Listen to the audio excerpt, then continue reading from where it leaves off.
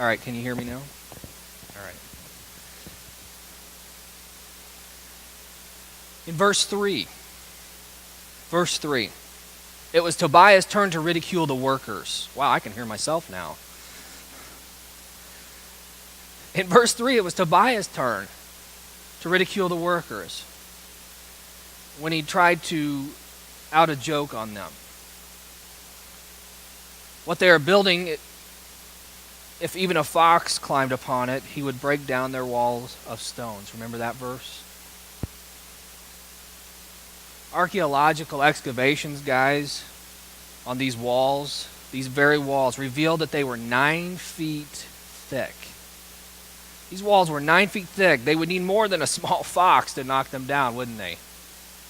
The workers, they became the punchline of every joke here. And everyone got a laugh at their expense. Tobiah, he hoped that his sarcasm would make the builders cast an apprehensive glance at their hard work and activate within them an avalanche of discouragement at this point.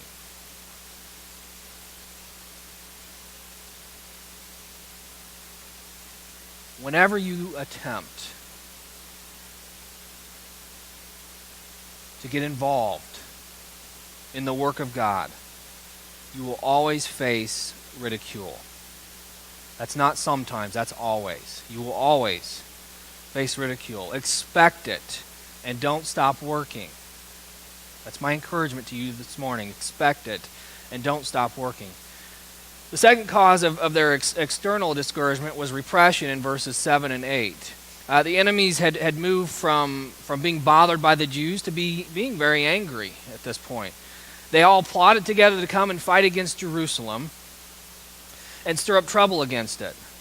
I read a quote somewhere, and it said this. It said, God's people sometimes have difficulty working together, but the people of the world, they have no problem uniting in opposition to the work of the Lord. You see it everywhere. The references in verse 7 are the 4 points of the compass. Sanballat and the Samaritans on the north, Ashdod on the west, Tobiah the Ammonites on the east, and Geshem and the Arabs to the south. The workers were surrounded and they lived in constant fear of being ambushed here. Let's talk about internal causes for a moment. Internal causes of discouragement. Pressures from without, those often create problems within, don't they? Pressures from without create problems within. Opposition outside the ranks can lead to depression on the inside. It wasn't the voice of the enemy that was most pervasive. It was the voice of God's own people. And just like today, guys, it is so easy to internalize the words of the enemy and we feel like giving up. Notice the first part of verse 10 there. Meanwhile, the people in Judah said. Discouragement started first with the royal tribe of Judah here. They had David's blood in their veins, and you would think that they would have had more faith and more courage than the rest of the people. They were looked upon as leaders and pace setters. If the tribe of Judah was bummed out, then the other tribes would be more inclined to give up in this project.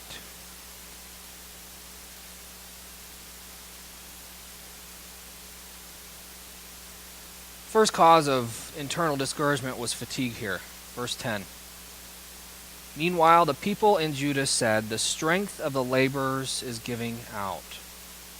Simply put, the workers were tired. They were tired. They were hitting it hard and needed some rest. The phrase giving out carries with it the idea of staggering or tottering or stumbling. Okay? When you're physically drained, it's very easy to become discouraged at the slightest problem. It's it's also interesting to notice when the workers became fatigued and discouraged. Verse 6 says that the wall was built to half its height. Many times when we start a new project, the first half, it goes quick, doesn't it, guys? Us guys in here that do work around the house. Building work type stuff. And my wife, I know, is laughing at me right now because I have umpteen half-finished projects. Okay, moving on. But many times when we start a new project, the first half goes quickly because we're excited about accomplishing that goal. But when that newness wears off, the work becomes routine and it becomes boring. And then it's easy to become fatigued. And when you're tired, it's easy to become discouraged. And to begin to think that you will never finish the job. Verse 10 says, we cannot rebuild the wall. They were ready to throw in the towel, guys. These are the same people who were described in verse 6, just a few verses before, as those who worked with all their heart. If you're feeling fatigued today, watch out. Watch out. Tiredness can lead to discouragement. Remember what God did when Elijah was tired? Remember that story? He sent an angel to give him some bread and something to drink, and then told him to go back to sleep. You cannot burn the candle at both ends. You can't burn the candle at both ends on this long-term basis. Sometimes the most spiritual thing to do, and I heard this from a pastor previous, sometimes the most spiritual thing to do is to go to bed. It is. Second thing that can happen is that you can get frustrated. Verse 10 continues by saying that there is so much rubble that they cannot rebuild the wall. They became discouraged because they were so aggravated with that situation. You know, I'm sure they were encountering old broken rocks and dirt and dried out mortar and all kinds of other debris that was underfoot. You know, the junk was just everywhere. And it was frustrating for them. But just as they lost sight of their goal, guys, so too can we lose the sight of our goal when we have too much garbage in our lives. Hebrews 12:1 challenges us to get rid of anything that causes us to be frustrated in our pursuit of godliness. It says this, let us throw off everything that hinders and the sin that so easily entangles, and let us run with endurance the race marked out for us. You know, I don't know what the rubble is in your life, but it may be television. I don't know. It might be a possession that you're holding on to, or even an unhealthy relationship. You know, is there sin that you've been playing around with way too long? Are you involved in some other kind of entanglement that's tripping you up? You know, something that you've been doing in secret that you think, you know, no one else knows about. As the writer in Hebrews says, throw it off so that you don't get tripped up. Throw it off so that you don't get tripped up. Another cause of discouragement, guys, is fear. The enemies of the Lord's work had struck fear in the hearts of God's people, and they felt like giving up. Remember what they said in verse 10? I read it a couple times to you. It said, we cannot rebuild the wall. We cannot rebuild the wall. Did you notice in verse 12, who gets afraid the quickest? It said, then the Jews who lived near them came and told us 10 times over, wherever you turn, they will attack us. Those most affected by fear are those who lived near pessimistic people. If you want to limit the depressing thoughts that bring fear into your life, then it's best to not hang around with negative people. Common sense. It's like the old saying, if you're going to soar with the eagles, you can't run around with the turkeys. I mean, right?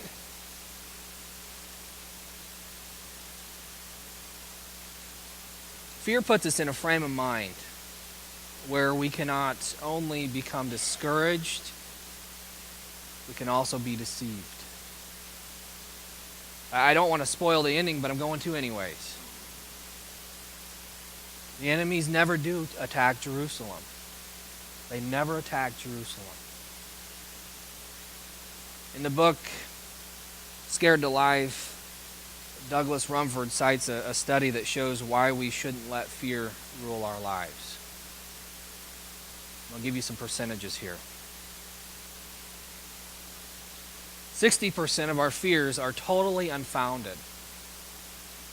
60% of our fears are totally unfounded. 20% are already behind us. 10% are so petty they don't make any difference.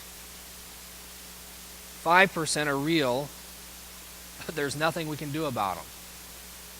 And 5% are real, and we can do something about them.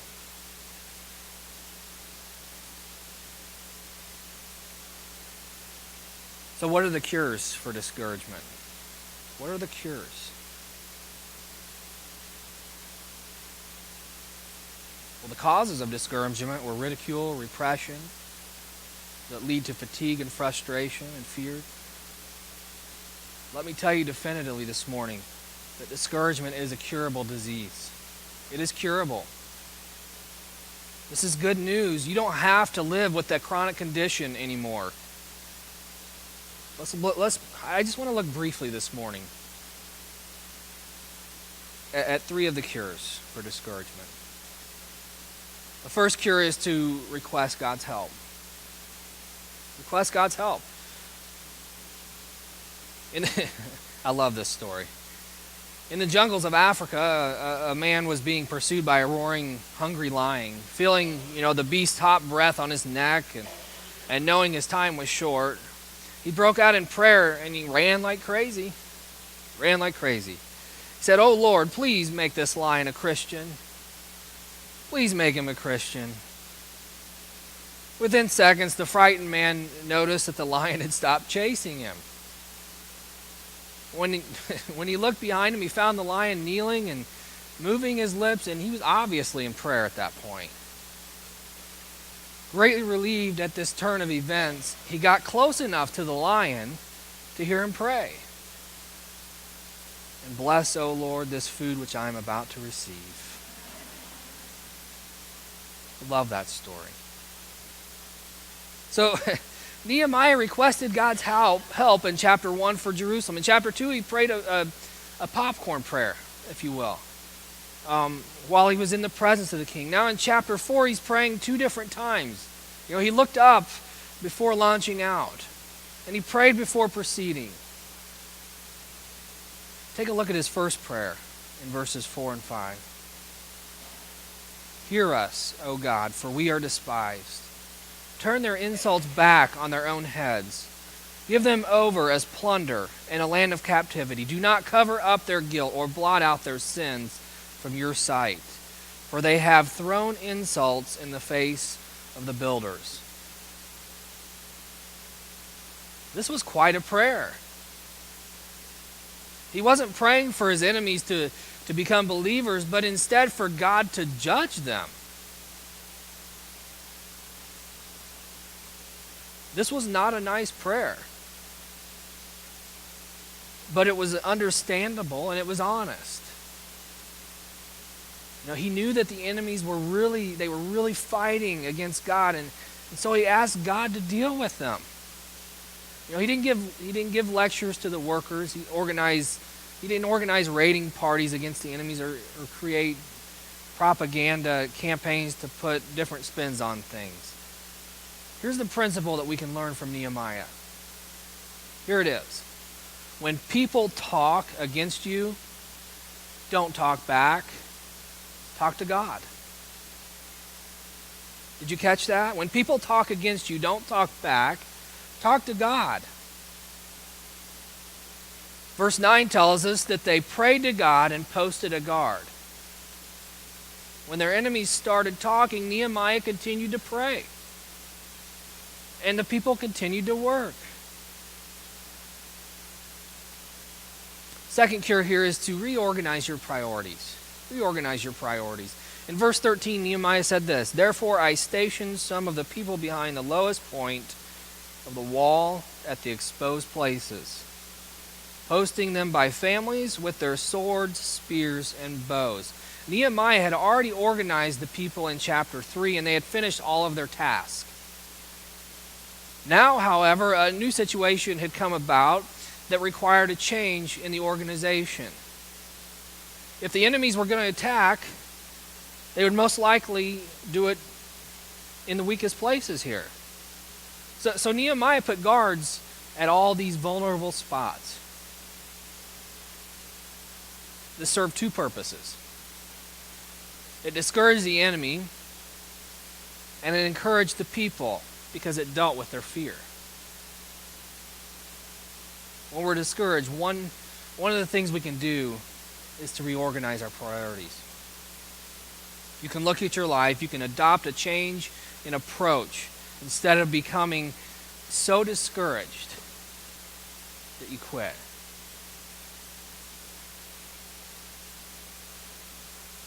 You have a problem in your marriage. If so, don't bail on your spouse. Change your approach. Adopt a new attitude. Get some help. You have a problem in your job. Don't give up. Don't give up. Change your priorities. Do you have a problem with in your walk with God? Don't stop following Jesus. Reorganize your schedule so that you can meet with Him on a regular basis. Don't be overcome by discouragement. Do something about it. Do something about it. In verse 16, the workers reorganized again and by dividing responsibilities. Half worked and the other half kept watch. Those who worked they used one hand for the pushing of the wheelbarrow, and with the other hand they carried their weapon. That seems kind of hard. I would have loved to see that. I struggle just to push a wheelbarrow with two hands and keep it upright. But they work together as a team. You know, if you want to defeat discouragement, the third thing you can do is remember who God is. Remember who He is. After looking everything over and sensing the discouragement within his team, Nehemiah, he rallied the troops in verse 14. What does it say? It says, "Don't be afraid of them. Remember the Lord, who is great and awesome." Nehemiah knew, even in the face of opposition, that the success of the wall was wholly dependent upon God who inspired its beginning. Verse 10 was true. The people could not rebuild the wall on their own. They needed to remember God and what He had promised. You know, I don't know about you, but it's easy for me to forget God when things are tough. I could probably speak for most of us on that. I don't know. I don't know you. I need to be reminded that He was always there for me. How do you remember Him? By remembering that He will always be there for you. We're to remember that He is great and that He is awesome. God is more than able to deal with your discouragement. He is more than able to deal with it. So when you're down, turn your attention from your discouragement to the one who is able to do something about it. I'm going to ask the praise team, Pastor Russ and praise team, to come as I finish up here. God has been faithful to you in the past. He is faithful to you today, and as he promised, to be faithful to you in the future. Remember the Lord. Remember his promises. Remember his goodness. Remember his power. Our God is great and awesome. Remember him. You know, the people in verse 10, they complained about all that rubble. I got a question. Wasn't the rubble there in the beginning? Wasn't it there in the beginning? Of course it was. The difference was when they started the project, they were focused on God and his character. Now that they had become rubble, now they'd become these, I'll call them rubble gazers. If you focus on all the junk in your life, guys, and in the lives of others, you'll become discouraged. Let's determine to be God gazers instead of rubble gazers. God's great net of security spans this globe. It spans the globe. No matter where we live, no matter what we've done, no matter how discouraged any of us has been, he's stretched out his everlasting arms beneath us. And as a result, we can live and work freely without fear, knowing that we're protected, knowing that we're safe, and knowing that we're secure. Discouragement, it can be defeated as we request his help, as we reorganize our priorities, and as we remember who he is.